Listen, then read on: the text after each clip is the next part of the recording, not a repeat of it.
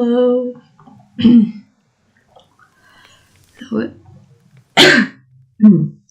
How is everyone today? Oh, I should make sure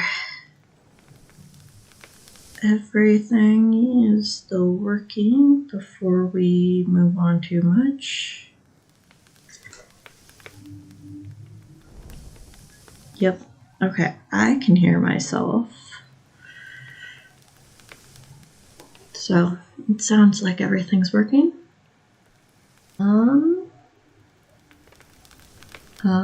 Okay, there it goes. I did update the trigger warnings in the description. I do try to keep that updated as we go through.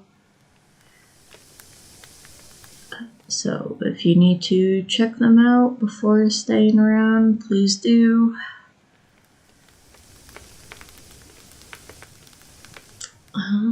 What else? It's been a very busy week.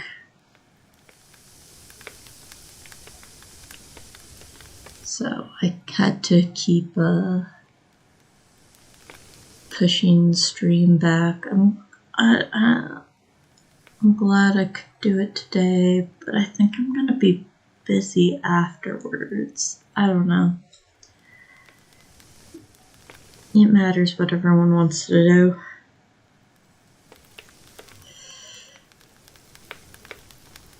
And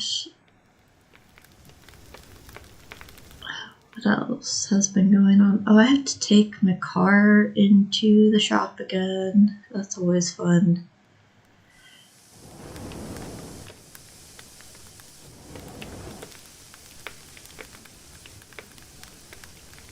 Oh, happy spooky month.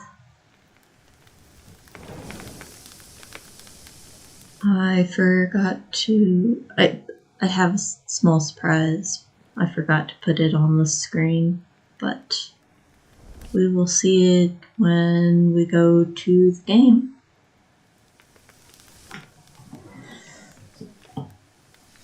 I totally forgot about the screen. Oh, pops all over. I don't think I have anything else to talk about before we move on. So I guess we'll just jump right in. There we go. Look, I have a nice little witch's hat. Okay.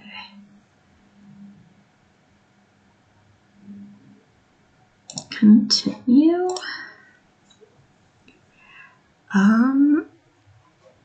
Who do we have? Oh yes, Alicia and Lee.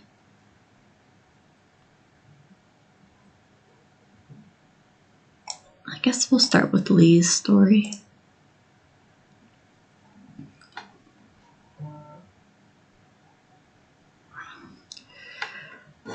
The simulation exam was only hours away, yet I had been lying in bed all night, unable to fall asleep. Every time I closed my eyes, I could see that sketch that Mr. Wan had drawn for me earlier. It was go to school early to try and find it in the trash can.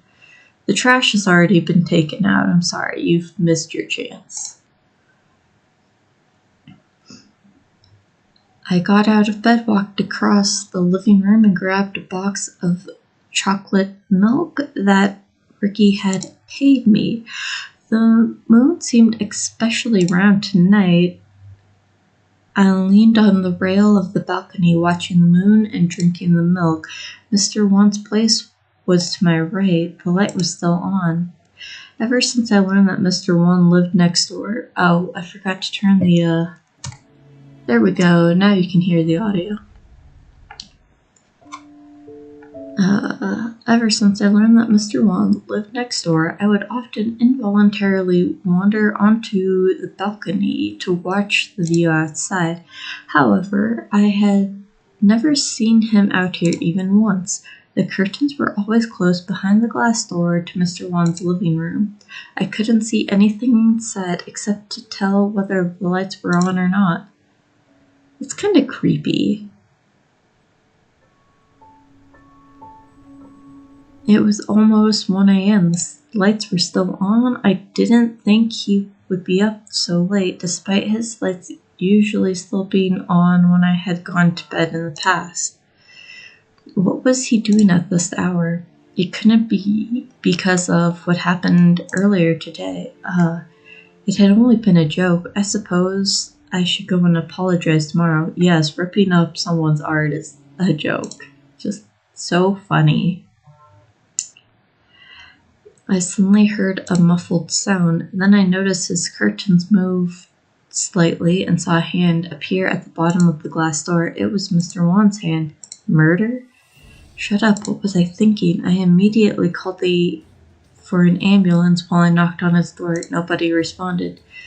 No one answered the phone in the manager's office either. I heard that people could pass out for many reasons, but the best opportunity for first aid only lasted the first 5 minutes. It might be too late to wait for an ambulance to arrive. I grabbed a rope on the balcony and tied one end around my waist. Why would you have rope just lying around on your balcony? I don't know what many people are like, you know what, I just have rope lying around just in general. I tied the other end to the rail. Finally, I climbed up the railing and stood on top of it, shaking. Mr. Wan's balcony was approximately 1.5 meters away. My own record in long jump was 1.72 meters, if I remember correctly. Haha, I should be alright then. 1, 2, 3, jump. The slipper had been tossed on the ground earlier. Damn it. I was so close to reaching the pipe on the other side. I was hanging between the 3rd and 4th floors. The rope tightened around my waist. Thankfully, it was strong enough to hold me. I could still make it. I held onto the rope for dear life, carefully untying the knot and jumping onto the balcony on the 3rd floor. However, no one seemed to be home. It took 20 minutes for the paramedics to get me off the 3rd floor balcony. By then, it was already too late for Mr. Wan. I watched helplessly as they carried him into the ambulance. He looked like he was only taking a nap. I suddenly had a feeling of deja vu of the day I lost my father. No.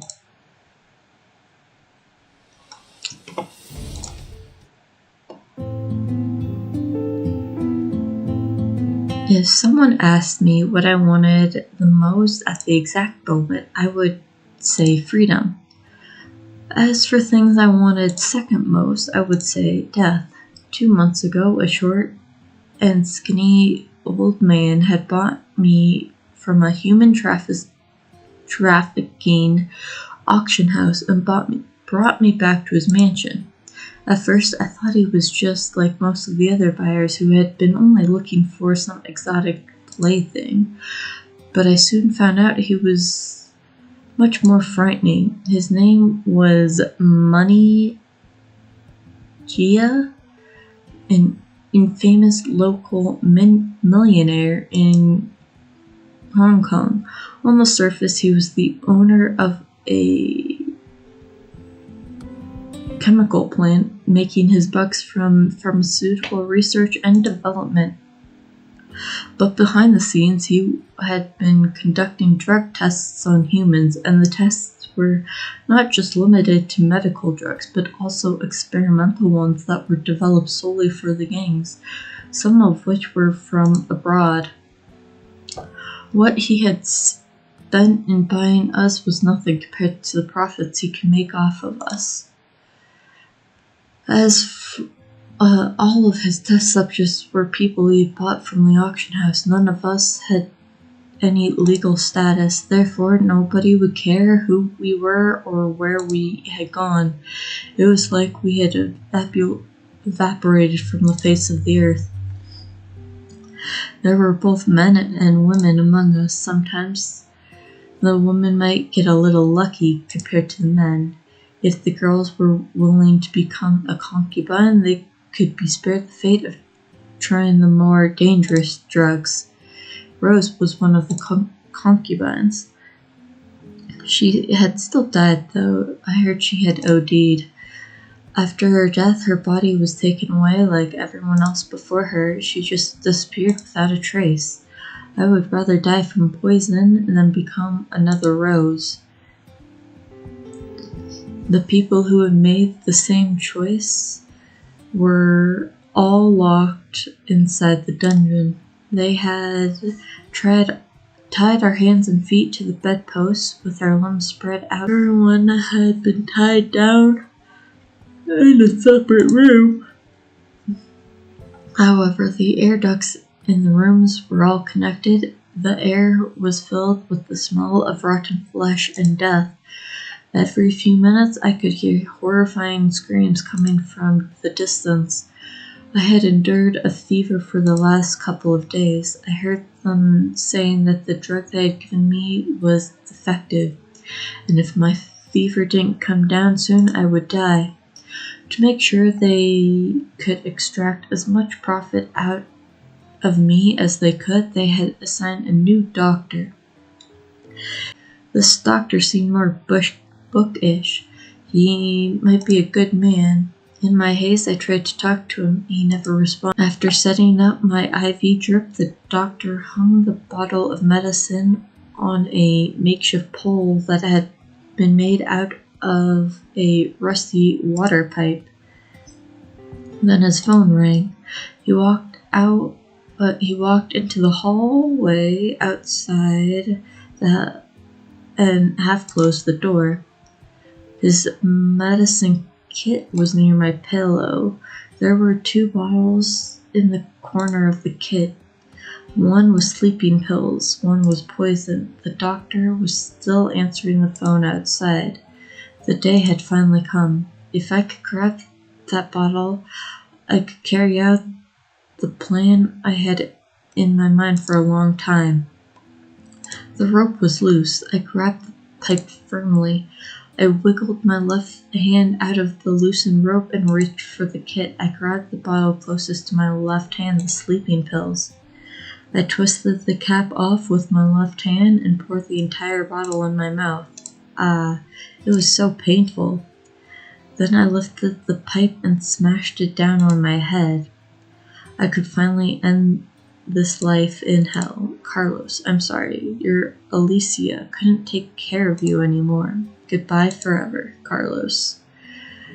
I didn't know how long had passed. I was so surprised when I woke up.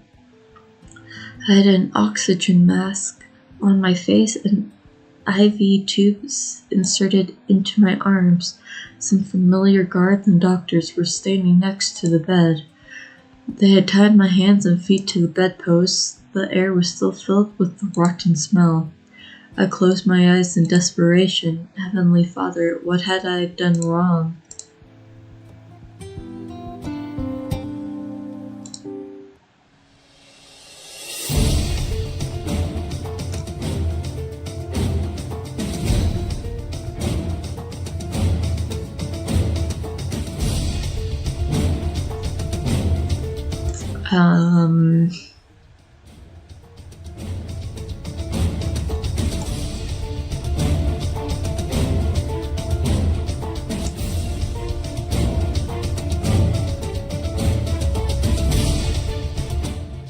We need Lee to grab the balcony. So I think if she grabs the pipe firmly, she could get there.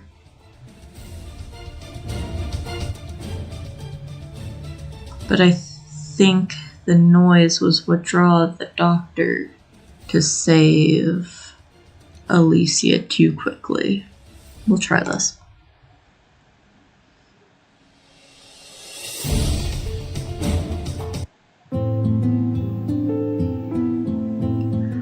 I wiggled my left hand out of the loosened rope and reached for the kit. I grabbed the bottle closest to my left hand. It was almost the size of my palm. I needed to hide it somewhere. The doctor came back from his phone call. I was still lying on the bed, all spread out with my eyes closed. But when he checked my forehead, I winced. Seeing my strange reaction, he carefully examined the medicine kit again and noticed the missing bottle. There was no other furniture in the room except the bed I was lying in. Soon he found the bottle under my pillow. Once he had the bottle back, he didn't for it. It was as if nothing had happened. My life in hell continued. The wind was strong that night. I held onto the pipe and climbed up to Mr. Wan's balcony. Mr. Wan had fallen to the ground in his living room. I could barely feel his pulse, and he wasn't breathing. I immediately ran through everything I had learned about CPR in my head. I put both of my hands together, placed them onto his chest, and began pressing. 1, 2, 3. I used as much strength as I could with every press. I just hoped that I wasn't too weak to save his life. After 30 presses, Mr. Wan showed no sign of waking up. He was still not breathing. I lifted his chin up and started doing mouths, followed by 30 presses to his chest. I kept repeating this routine. Mr. Wan's forehead was covered in tiny drops of sweat. His wet hair was stuck to the corners of his eyes. Why won't you wake up? Time kept passing. It had been over 5 minutes, but I wouldn't stop. Hope was like a flickering light on a single candle. I couldn't tell when it would suddenly go out. My tears and sweat were mixing together and falling on Mr. Wan's shirt, drop after drop, making it wet. A rough hand grabbed my wrist. Mr. Wan's eyes slowly opened. I didn't know why I cried. I must have looked horrible with my ugly crying face. A few minutes later, the paramedics finally arrived. They asked what kind of first aid I had given him. I suddenly realized just what I had done and couldn't get a word out. I just did that. It was with Mr. Wan in our mouths, didn't I? The ambulance had taken Mr. Wan away. The paramedics told me to bring some necessities for his hospital stay. I finally calmed down, and for the first time I had a chance to look around Mr. Wan's apartment. There were all sorts of paintings hanging on the walls. A small seaside town glowing in the sunset, a golden wheat field stretched endlessly, a rainbow crossing a valley through rosy clouds after the rain. They were all masterpieces. Weirdly though, according to the signature, most of them were over 10 years old. A portrait of a woman attracted my attention. The woman seemed to be in her early 20s. Her long black hair spread out on a sofa white pillow. Her sleeping face looked memorizing even to me. Was she Mr. Wan's wife? I remember when Rocky had asked whether Mr. Wan had a girlfriend on his first day. He hadn't answered the question. But why was he living alone then? Right, I should be collecting necessities for Mr. Wan. Speaking of which, what did one need for a hospital stay anyway? Pajamas, underwear, toothbrush, toothpaste, towel, slippers, razor, face wash, napkins. I scoured the kitchen and bathroom thoroughly. The only door left had to be the door to the bedroom. I should be able to find a change of clothes in it. I pushed the door open. To my surprise, what was behind the door looked exactly like what had often appeared in my dreams. It was a graveyard of paintings, torn apart, painted over, pieces so small that they were completely unrecognizable. The remains of various paintings nearly completely filled the room. In a corner of the room, some blankets lay on the floor with some clothes folded on top of them. Was this where Mr. Wan usually spent the night? The room made me feel nothing but sadness and utter despair. They were so much alike, Mr. Wan and he.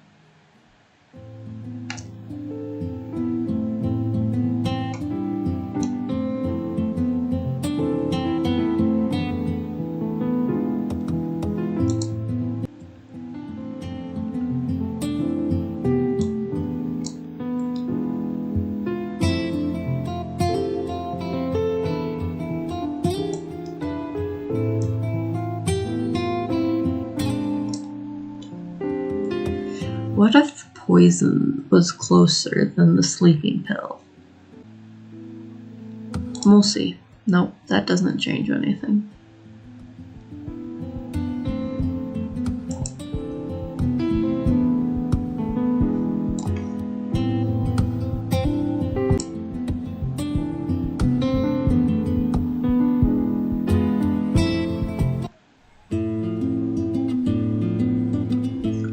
I wiggled my left hand out of the loosened rope and reached for the kit. I grabbed the bottle closer to my left hand, the poison. It was almost the size of half of my palm.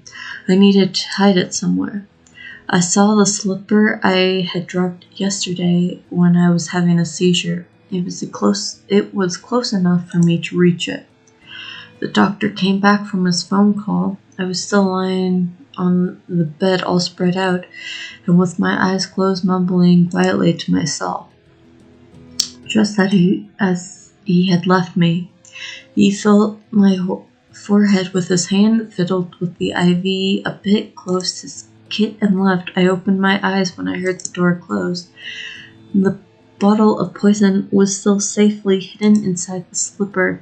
I know that as long as I do my best, my dream will come true. There we go. Well, 3 letters this time.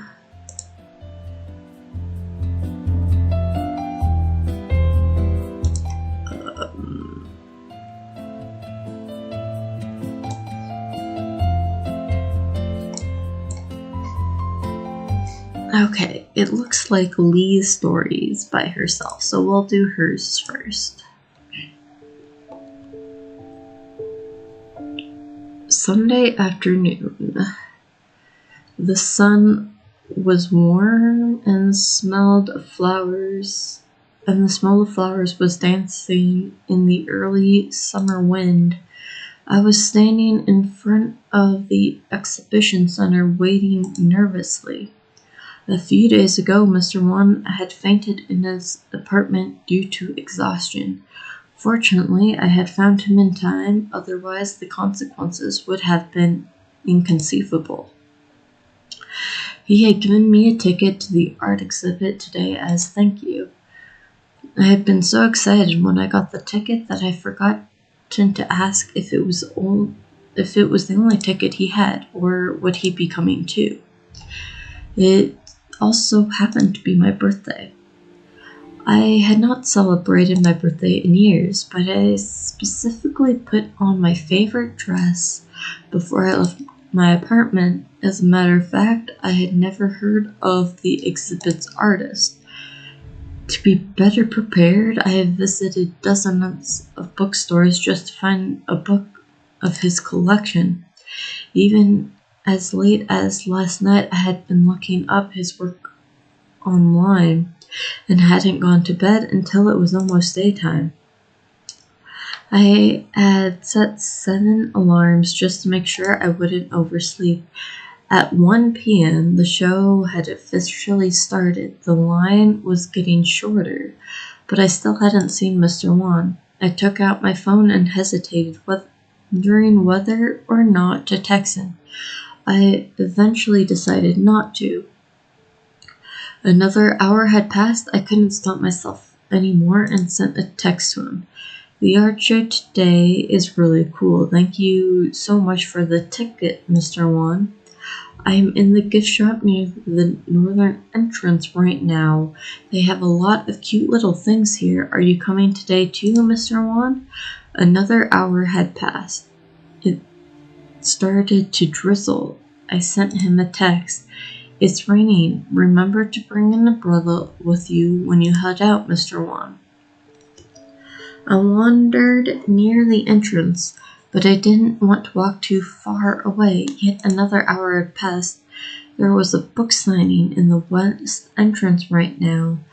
I just bought an art collection book. I think it's going to be sold out soon, Mr. Wan. Would you like me to buy you a copy? Another hour had passed. Mr. Wan, I'm about to head back. Thank you again. I waited until 5 o'clock and he never showed up. Perhaps he only had one ticket in the first place. It was my fault for assuming too much. The rain had turned from a drizzle to a downpour. I walked home alone without an umbrella. I couldn't tell if it was because of the rain, but I cried.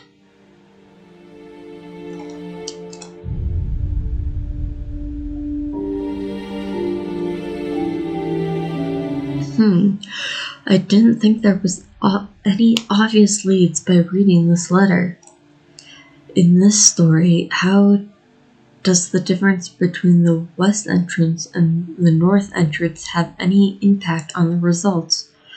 Judging from this letter alone, you are right. We are unable to tell how they will impact the ending yet.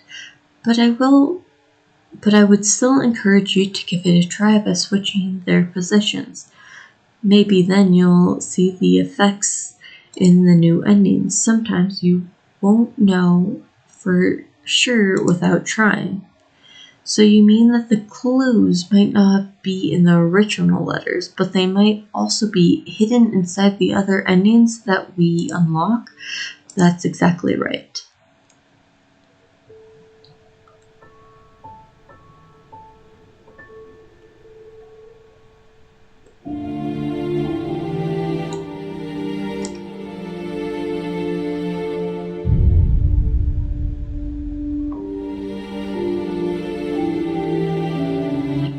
We'll do that, I guess, first. I waited until 5 o'clock and he never showed up. I took off the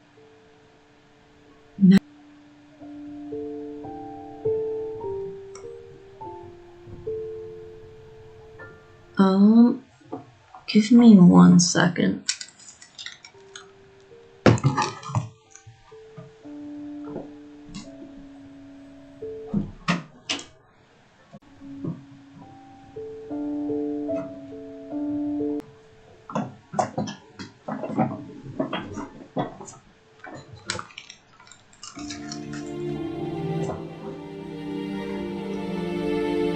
Okay, it was nothing for me.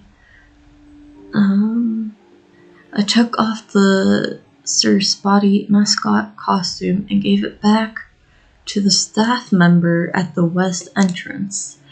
The staff member who had to take off early for an unexpected stomach ache kept thanking me. He said that if he hadn't found a stand-in before 4 p.m., he would have lost his year-end bonus. The rain had turned from a drizzle to a downpour. I walked home alone without an umbrella.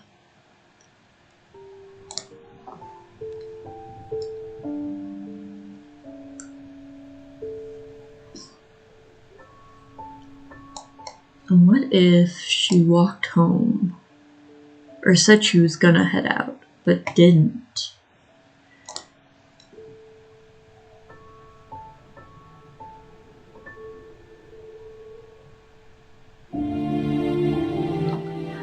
It was just past 5 o'clock. A garbage truck had a sudden flat tire on the road outside everywhere. The staff of the exhibit center all put on their raincoats and ran down the stairs to pick up the trash.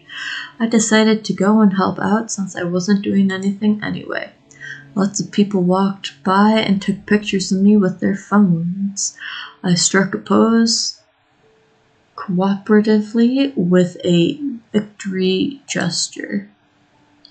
Haha, look at me, I'm the guardian of the environment, Sir's body. It was already 7 o'clock when we were finally done, and the exhibit had been over for a while by then. My phone's battery had run out. In the end, I didn't see him. I took off the Sir Spotty mascot costume and gave it back to the staff member at the west entrance. Yeah, okay.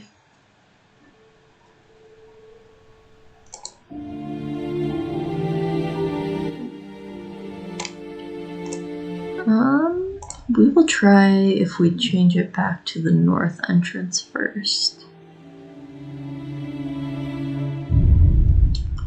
6 o'clock. The rain had turned from a drizzle to a downpour. I was still standing at the entrance waiting. The exhibit was over, my phone battery had run out, people were coming out of the exhibit center and raising their umbrellas. There were more and more umbrellas around me. Everyone's face was hidden behind one. I was slowly swallowed in a sea of umbrellas, and I couldn't even see the road outside anymore. I crouched down. The rain kept falling. I couldn't tell if it was because of the rain, but I cried.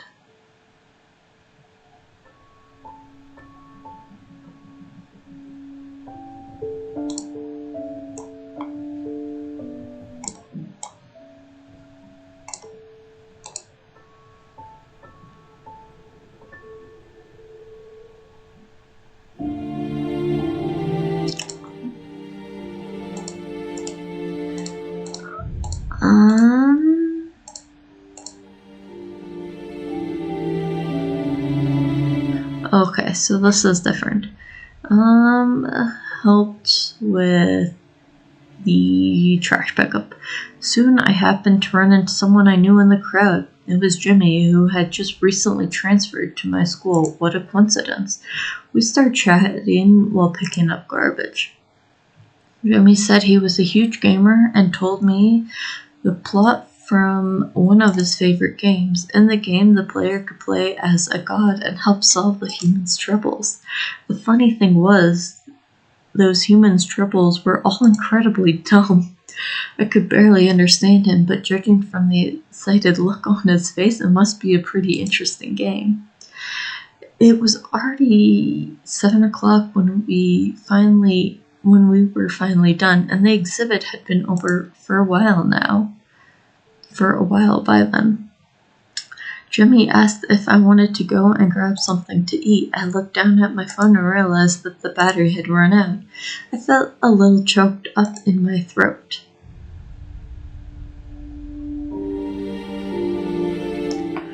Okay, I think I've gotten most endings now. Let me just look up what the actual ending is. It could be we need to just leave and do someone else's ending.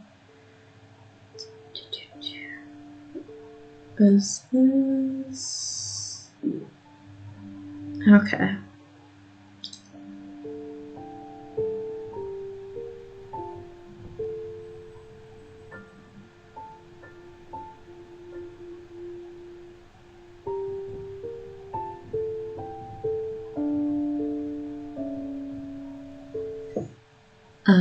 Okay, so it should be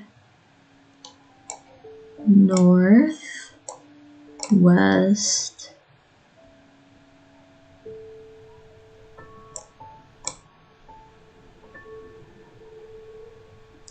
I don't know how this gives me the S ending. This was what we started with.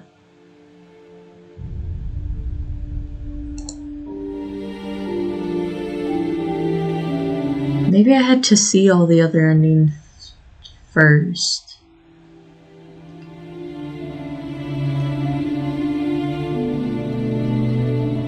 Oh, no. Okay. So the only difference was we needed to move. It was drizzling in the west entrance. Okay. 6 o'clock and the rain had turned from a drizzle to a downpour. I was still in the Sir's Body mascot costume standing at the exhibit was over. The people were coming out of the exhibit center. Thank you so much for today. You can get out of the costume now. Again, you saved my life today. The staff member who had to take off early for an upset stomach kept thanking me. He said if he hadn't found a stand-in, he would have lost his year-end bonus. I was just about to pull the mascot head off when someone bumped into me. I couldn't see anything with the head on. I only knew that I was falling down the stairs. Ouch, ouch. I finally stopped at the bottom of the stairs. I suspected that every bone in my body had been broken. I was sure that I must have looked pathetic with all the mud plastered all over myself. Are you okay?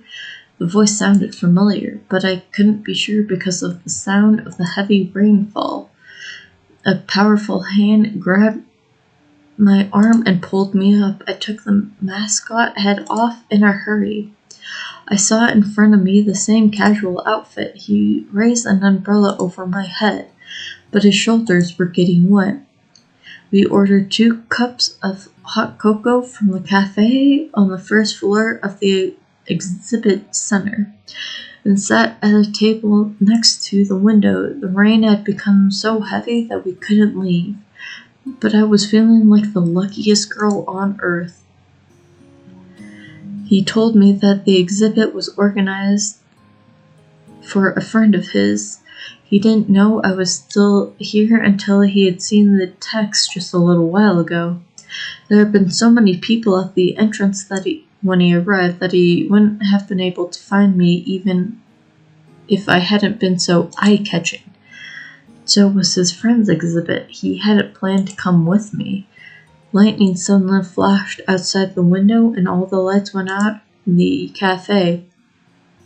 The waiter came over to apologize. He lit up a candle and placed it on our table. The outside view became clearer now that it was darker inside. He turned and looked outside the window towards the blurry greenish mountain far away. He suddenly changed the subject. Shenlong Mountain? In weather like this, you can see the most beautiful rainbow in the mountains when the rain stops. Have you ever painted it?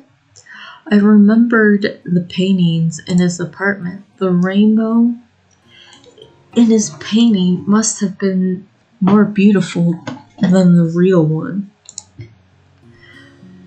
But he shook his head. The most beautiful views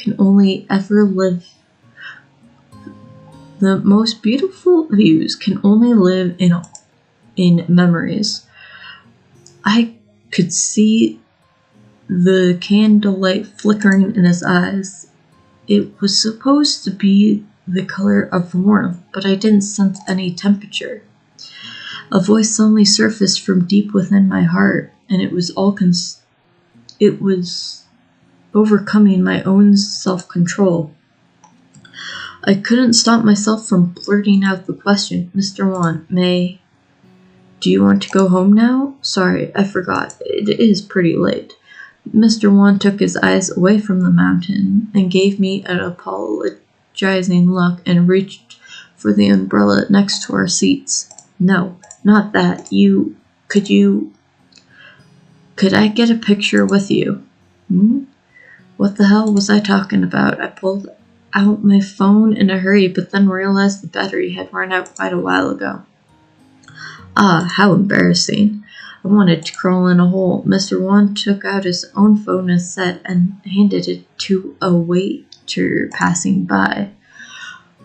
I held onto the cup of cocoa nervously and smiled like an idiot. 1, 2, 3, cheese.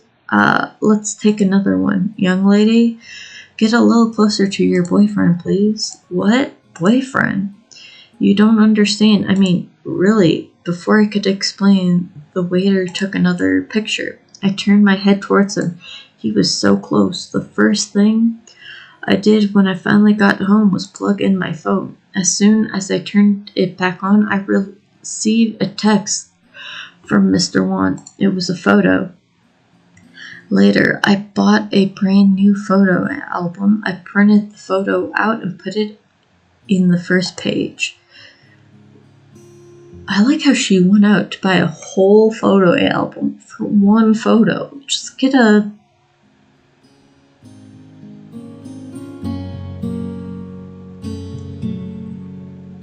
Wow, I just blanked on the word. Just get a frame. It was the best birthday gift I have ever gotten.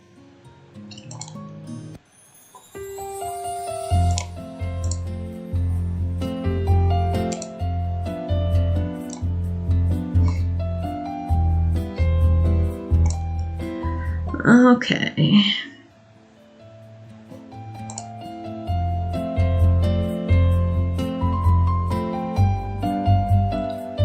I wonder how Spotty gets so famous that he becomes a mascot.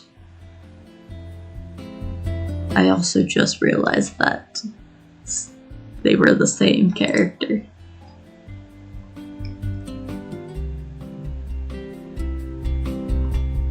Okay.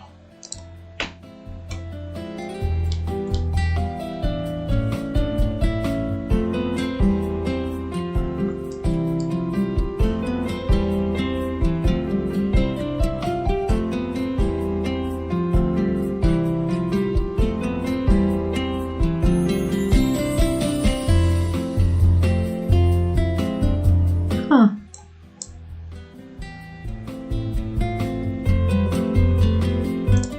Okay. We'll move on.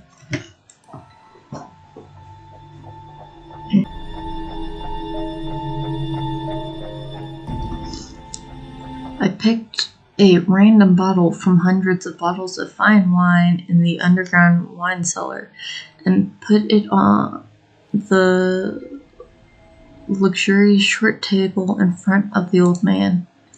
He nodded with approval and popped the cork.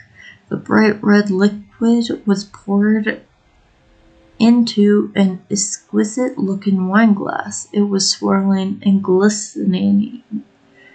Oh yeah, she needs to kill her owner.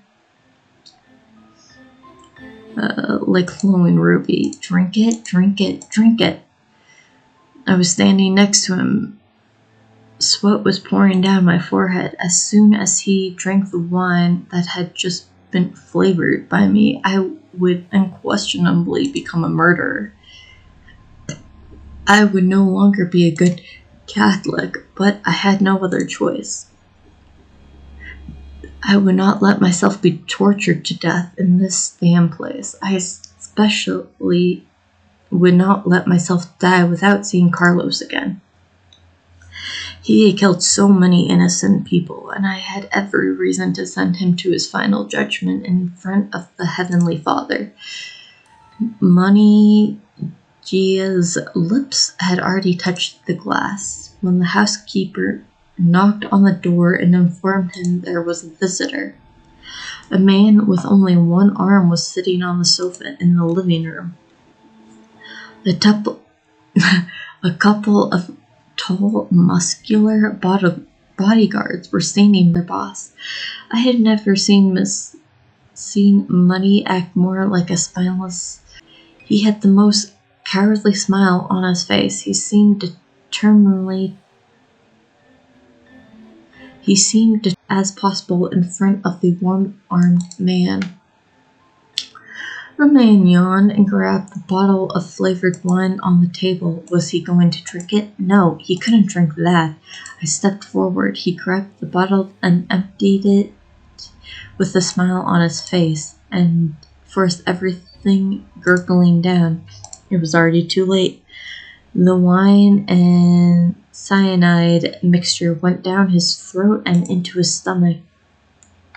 He suddenly stood up with his hands grabbing at the sofa. Then he stumbled and fell. His whole body was twitching on the floor.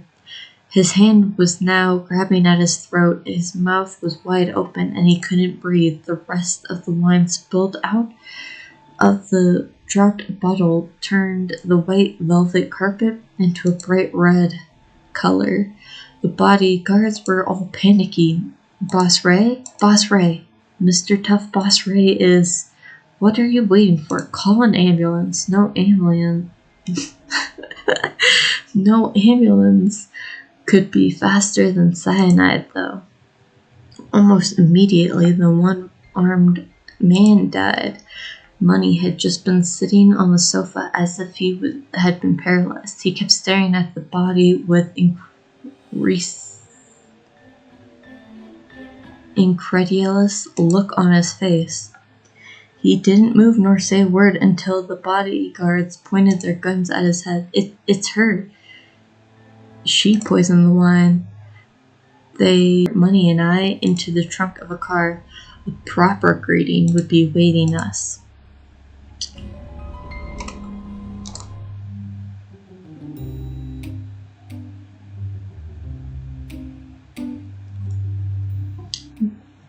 My late daddy used to lecture me, saying that it was dangerous for us to have a predictable daily routine, as the humans might be able to track our activities. Despite that, I've developed a habit of visiting the fresh seafood store at the corner of the street every day at noon.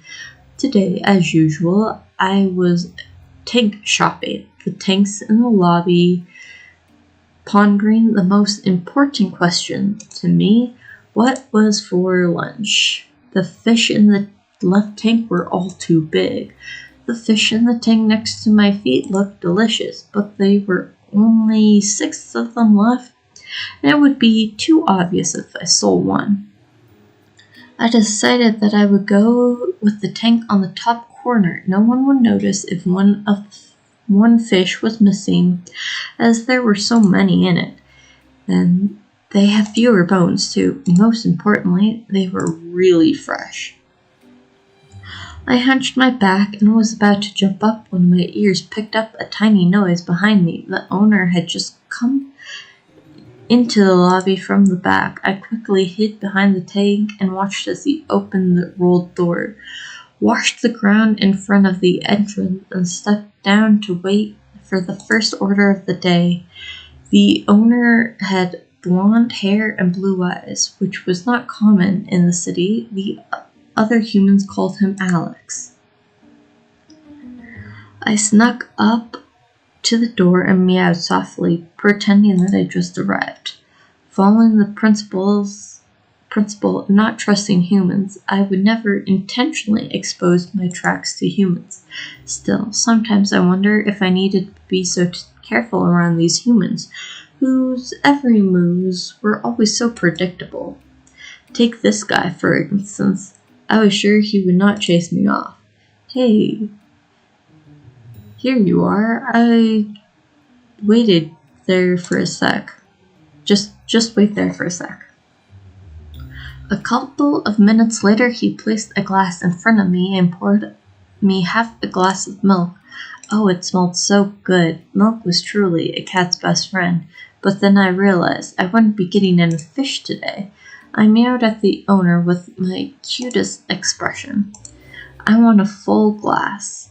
He'd scratched my chin, seemed to understand something, and went to go and grab something from a cabinet. He then put a few pieces of dried fish in front of me. Ew. After Daddy had passed away, I spent a whole month eating the dried fish that we had saved together. Ever since then, even the sight of dried fish had been enough to make me sick.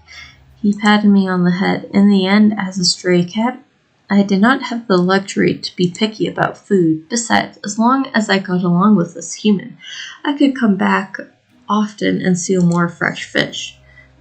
So I bent my neck and rubbed my head against his hand, pretending to be a docile little kitty, and meowed happily at him. For the record, I was not actually happy. I was licking the milk with my head down when a strong smell of alcohol almost choked me.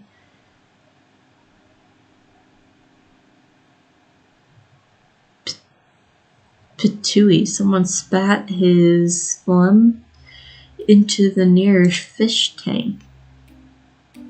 Here comes trouble. A man with black hair stood in front of the shop. A half-empty beer bottle was dangling from his hand, making a splashing sound. His eyes were wandering and unfocused. I recognized him. He lived in the small house that was the highest one in the community in the hills. Both his wife and son had blonde hair and blue eyes. They were much better looking than him. Although I had not seen them for a while, I had heard that the wife had committed suicide.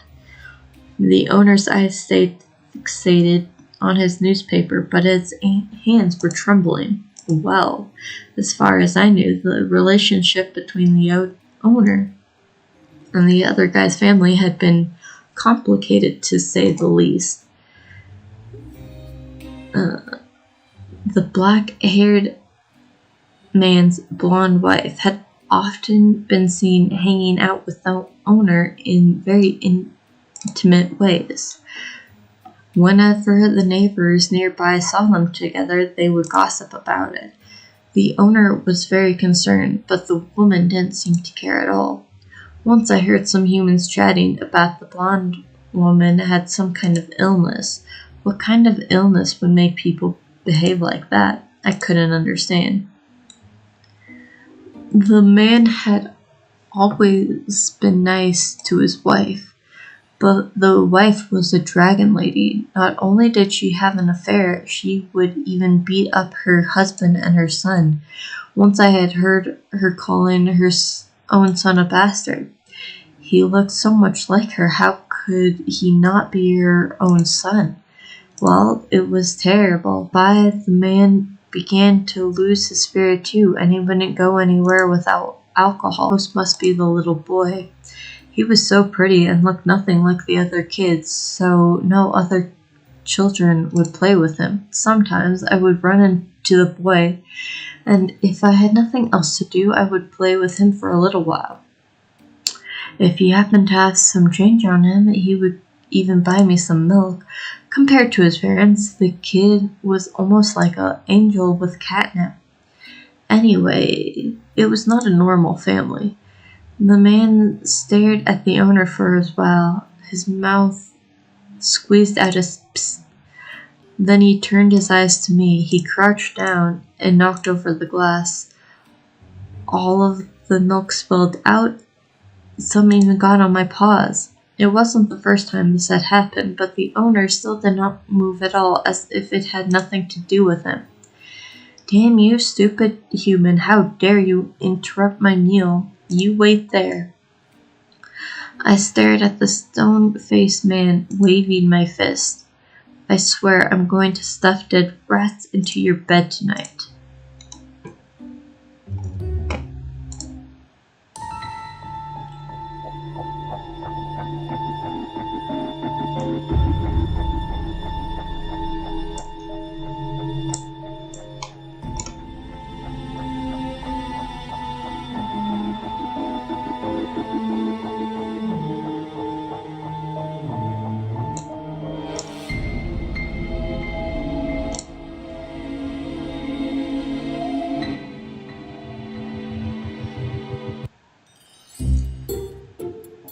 He looked at me. I looked right back at him. We stared at each other with our different-sized eyes. Of course, I had the bigger eyes. At a moment like this, I had to overpower him with my fearlessness. However, I quickly moved the milk glass behind me a little. After the standoff had lasted for a while, he stood back up defeated, he turned away and walked into the nearby lottery place. Look, I won, stupid human. The exquisite-looking glass was smashed into pieces near my feet. The one-armed man stared at me with a smile and emptied everything in the bottle onto the floor. The wine was turning the white velvet carpet into a bright red.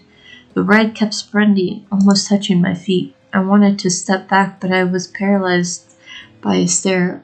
I couldn't move my body even 1 inch. The old man came around after a little while. Did you poison the wine?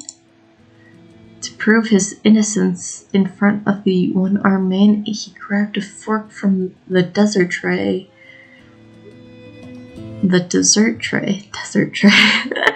and charged towards me in a rage. No, you were the one who should be dead, not me, not now.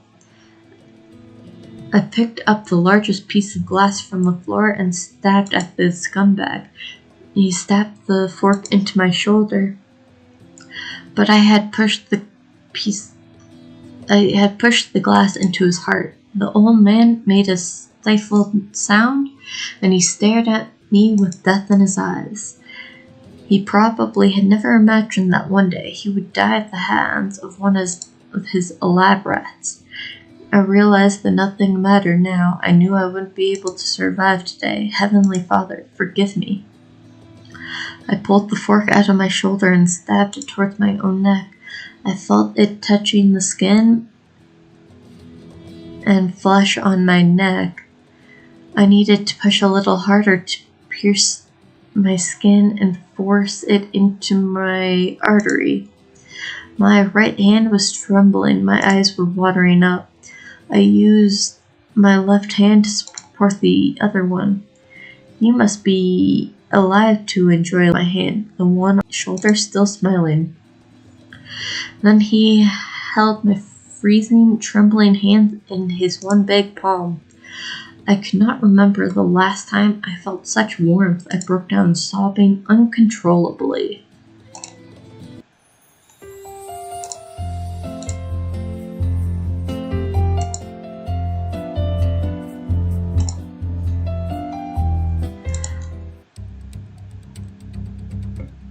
Tuesday. On the side of a brush-covered hill 2 kilometers away from Taio Road, through the scope of my M110, I was staring at the factory 1 kilometer away. There was no other vantage point around the factory. This was the closest FFP available. The wind speed was 4.3 miles a second, and there was no sign of that changing. Mil.4 -2. I had laid out the bullets next to me in a straight line, warming them up in the sun. 2:10 p.m. A small yellow sedan drove up to the factory entrance. Loading.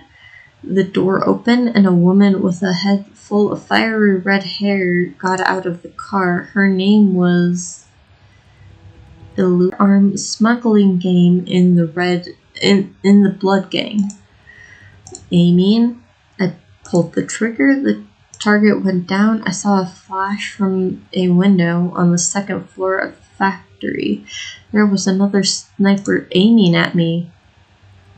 A bullet pierced and shattered the scope. I jerked myself to the side. The bullet didn't go through my eye, as my opponent had hoped, but it did give me a severe injury. The right side of my face was burning. It felt like it was on fire. I lowered my body and slid down the other side of the slope. I got onto the motorcycle that I had paired in advance. However, on the way back, my consciousness darkness began drifting away, I lost control of the vehicle. The bike tumbled headfirst into a ditch. Blood was mixing with the bloody water of the ditch. It was black and red everywhere. While Leua had been killed, completing a mission like this was rather embarrassing. Perhaps this wasn't the right job for me after all.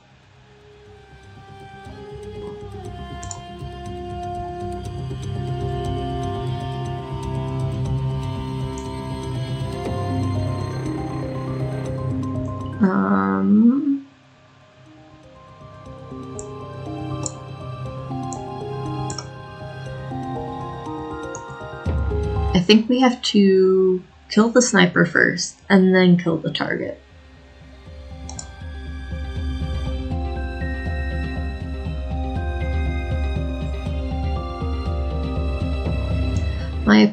My bullet pierced and shattered my opponent's scope and skull. Meanwhile, while I was distracted, the red-headed woman had disappeared from my sight. I lowered my body and slid down the other side of the slope. Got into the motorcycle I had prepared in advance. They would no doubt be enhancing the security after this. I had failed my first mission. I didn't know how to report back to Ray. The noise from the engine echoed through the valley, and it sounded like a gargle, like a growl from an upset monster that no one.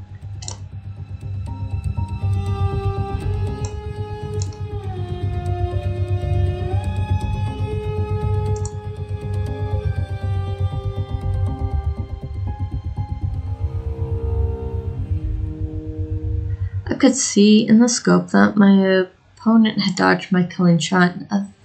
Thus, I earned enough time to disengage. Meanwhile, while I was distracted,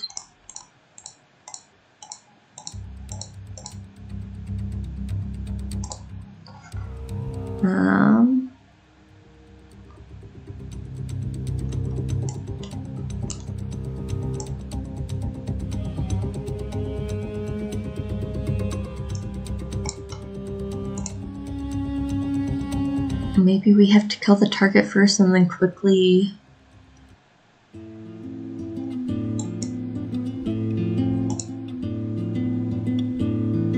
I could see in the scope that my opponent had dodged my clean shot. Nevertheless, I earned enough time to disengage. Mission accomplished.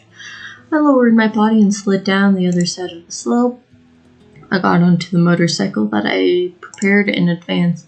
I rode away faster than a breeze. I reported the news to Ray in the luxury suite on the top floor of Melody Hall. He was very happy. I have something for you. Ray picked up his coat from the floor and pulled a small box from his pocket. He then handed it to me with his left hand. It's a shame I couldn't help you put it on. Later, I put the glamorous jeweled special treasure box collection. Then I took out a necklace with a cross on it out of the box. It was the necklace I had worn ever since I was a kid. I put it into an envelope. I wanted to mail it to my brother. Over the last 4 years, I had been regularly sending money to the orphanage back home. And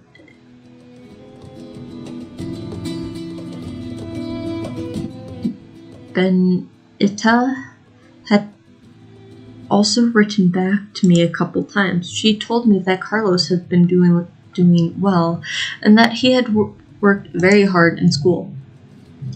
Carlos must have been all grown up now. He must have been a fine young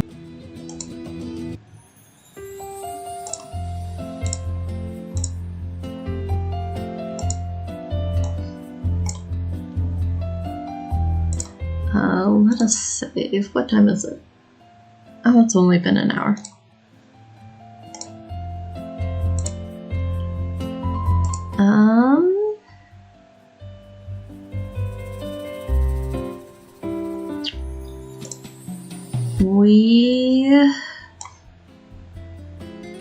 let's do Jimmy's story and then see how we're feeling after that. The manga was great, the sky was great, even the happy 3 friends that have been playing on the screen look great. For the past 2 days, I've been faking a foot injury. I hadn't left my room at all. Even all my meals had been brought home by Rocky. I felt like a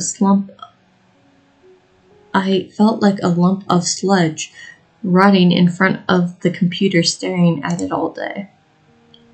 Why would she spend her birthday with the art teacher, Mr. Wan? Were they a couple? I closed the episode log. All of the recent entries had been about her. The most recent one had been some pictures that I had taken on her birthday. She had gone into a cafe with Mr. Wan. They had left together, rode the subway together. They even went into the same apartment building. Even though I had soon found out they were neighbors, it still felt like too much of a coincidence. Did she move next door to him, knowing that he lived there? I kept scrolling through the pictures, imagining that it had been me with her instead. I had been looking at her from far away, but I couldn't summon the courage. When I had finally had my line ready, it was Mr. Wan who had got in ahead of me. Jimmy, I'm going to eat the last piece of cake in the fridge if you don't, Rocky yelled from the living room. Yeah, go ahead. I wiped my face hastily. Thank you. I'll bring you more chicken legs tonight. Rocky had thought it was my birthday 2 days ago. I had ordered the cake from Hong Kong. Thank goodness I hadn't put her name on it. I took another glance at these annoying pictures and clicked the delete button. The confirmation dialog popped up, yet I couldn't do it. I dragged myself to the bathroom. I looked at the mirror. My face was horribly pale. My hair was all messed up and my eyes were so red. Even the reflection seemed to be mocking my loser self. I took a wet towel and went back to the computer. I rinsed my glass with boiling water and poured some milk into it. I grabbed my face cream and squeezed the container. I held the glass up and stirred, then took a big sip. I didn't realize I had made a huge mistake. I just thought the milk tasted bitter because of my horrible mood. Yet it also had a minty taste, and my tongue felt a little numb. I looked at the bottle I had just used. Smooth face cream makes your face smooth like a smoothie. Then I had remembered that I ran out of honey half a month ago. I spit out the remaining flavored milk onto the computer. But the real tragedy was yet to come. While I was busy wiping the keyboard, I accidentally pressed enter. I never had any backups for these pictures, as I had always felt guilty about them in the first place. So now they were all gone. All gone.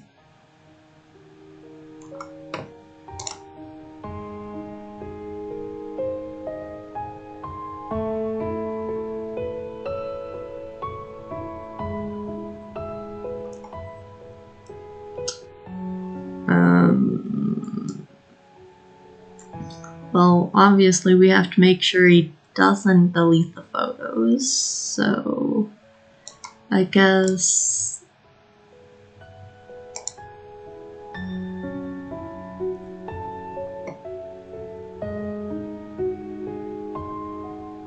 I accidentally hit the cancel button. I still couldn't bring myself to do it. Oh, I eventually hit the cancel button. I couldn't tell if I was just too tired or if it was because of the milk. I hunched over the desk and fell asleep. Wow, that was very easy.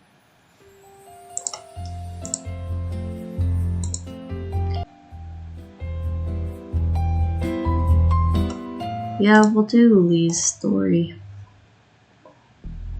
As soon as I walked into school that morning, I knew something was wrong. Everyone I knew and didn't know was looking at me with a strange look. They were all talking about something in hushed voices. That was the girl. Wasn't the teacher new here? He was pretty old, wasn't he? Honestly, I wouldn't say no to a teacher as handsome as him, but living together? Oh no, that's too far. Living together? What on earth were they talking about? Jing was standing at the door of the classroom. She rushed towards me and dragged me into the restroom. As soon as she saw me, she pulled out her phone and showed it to me. It was the top post of the school's BBS forum. Senior student Lee from class 1 living together with hot new art teacher. There were also a few photos of me. Some were from the evening of the exhibition. There were pictures of us going into our building. Even one with us going into our building. Dear God, what the hell were all of these? What did you do? Did you piss somebody off? Why would someone stalk you and take pictures of you and then make them public? What's going on? I carefully read the post again. It was posted about a new with no other information at all. The poster clearly wanted to remain anonymous. I thought about it as hard as I could for a long time, yet I still had no clue. I honestly couldn't think of anyone who would be so mad at me to do this. How would I ever explain the whole thing? I ran to the 3rd floor of the office building, hoping to explain myself to Miss Yang. Just as I was about to step into the hallway, 2 tall boys stopped me, smirking. Miss Lee, we heard that you have been living together with the new art teacher. He isn't even that handsome, is he? What do you think about us, Miss Lee? Would you like to give us a shot? I was thinking Mr. Wang come out from one of the offices and pass by. He had obviously noticed me, but pretended that he hadn't. All of my strength had suddenly left my body. I was at a loss. I didn't want to stay in school for one more moment. I ran back to the classroom, grabbed my backpack, and ran away from the school in plain sight of everyone. There was a 7-Eleven on my way home. My stomach started rumbling when I arrived at the store entrance. I walked in and bought a box of chocolate milk. I also ended up giving them the wrong bill.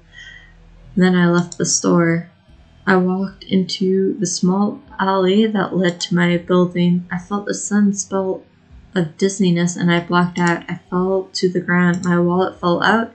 The milk box was open and gurgled down my throat. In a haze, I saw a dark and thick hand pick up my wallet and throw the empty milk box into a nearby trash can. At least he picked up your trash. He carried me onto his shoulder and kept walking deeper into the alley. My eyes began to slow anymore. When I opened my eyes again, I found myself locked into a strange room without a window. My school uniform, shirt, and underwear were scattered on the floor.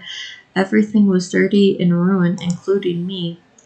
Pain was coming from all over my body, reminding me that this wasn't the first time I had woken up. The door screeched and opened. A man wearing beach shorts and a tank top walked in. I recognized him. I finally realized that for some people in the world there was nothing beneath them. Robbery, kidnapping, even. I tried to back away from him, but my legs were tied to the table. I could only shut my eyes, hoping that I could wish myself into passing out again. I hope someone had noticed me when I was taken. If only I had left some clues. Somebody help me.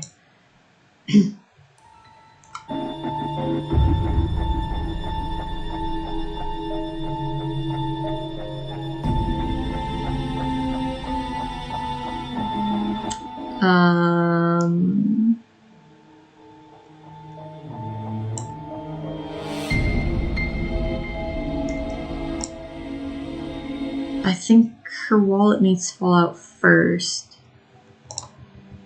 Nope. Apparently that changed absolutely nothing.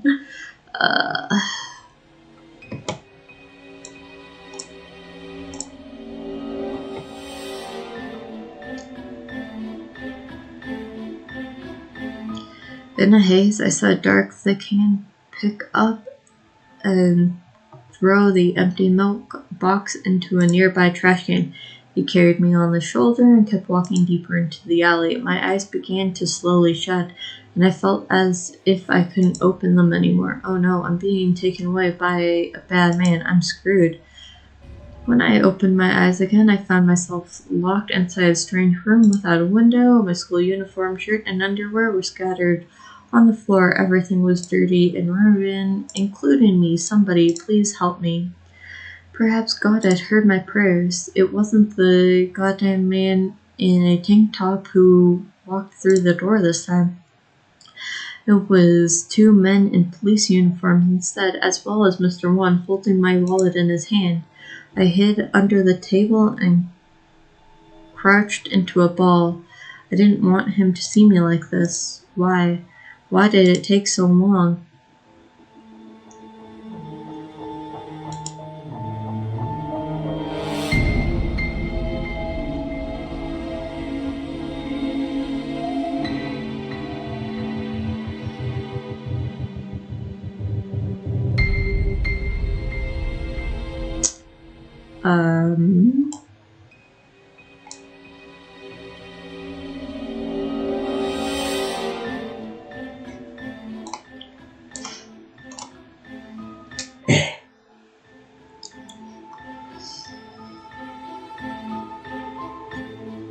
I fell down the stairs at the store of the 7-Eleven. Unfortunately, the cashier wasn't paying attention, as there hadn't been too many customers. In a haze, I saw a black hand pick up my wallet and throw the empty milk box into a nearby trash can. When I opened my eyes again, I found myself lying in a hospital bed. The doctor said I fell down the stairs at the door of the 7-Eleven and broke my right hand. I needed to rest for a few days at home. The smell of detergent in the hospital made me feel sick. I didn't want to stay for one more second. But somebody had taken my wallet and I couldn't pay my bill to leave. Why did bad things keep happening to me? After school, Jing showed up at the hospital. She gave me a big hug and I broke down crying. Huh? A piece went missing. Sometimes this will happen. In this letter, because Lee fainted in front of the store, she was not able to walk into the small alley anymore. Therefore, this piece disappeared. Usually, the piece will disappear when the subject of the action described in the piece is no longer active. This is not only confirmed to the sender of the letter, it could also be because of someone mentioned in the letter. Again, it depends. The most important thing is to think about why they might disappear. I see.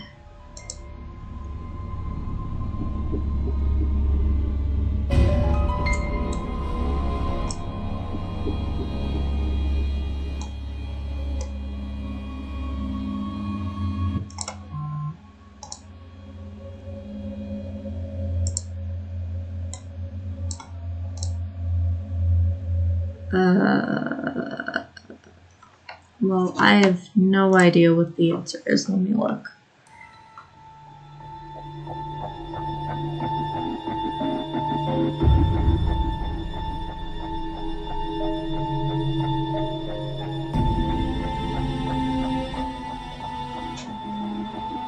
Okay, so retry. So it's my wallet fell out. I walked into a small alley. There.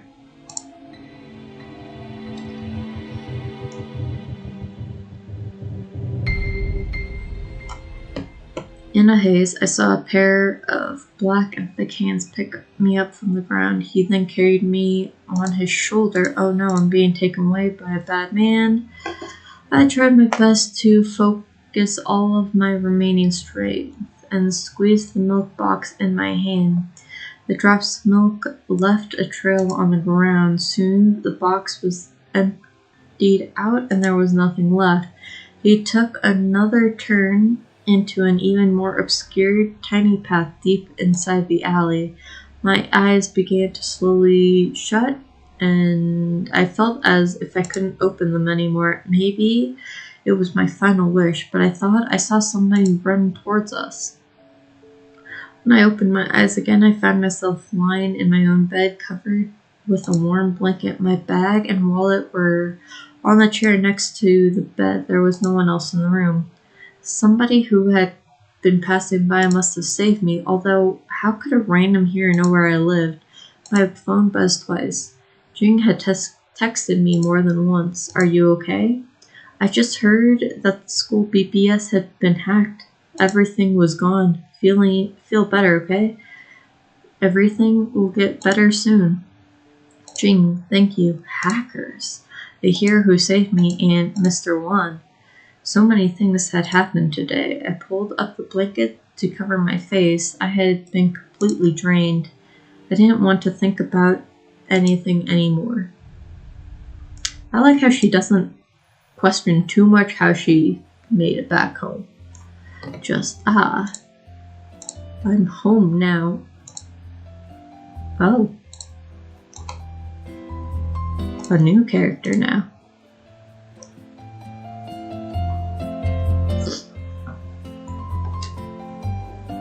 I thought we unlocked all the characters.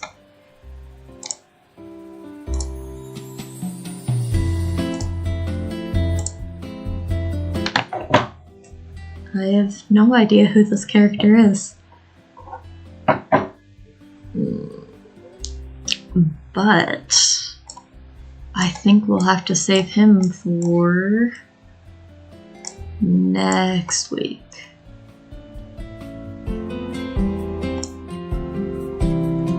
Yeah, I think so.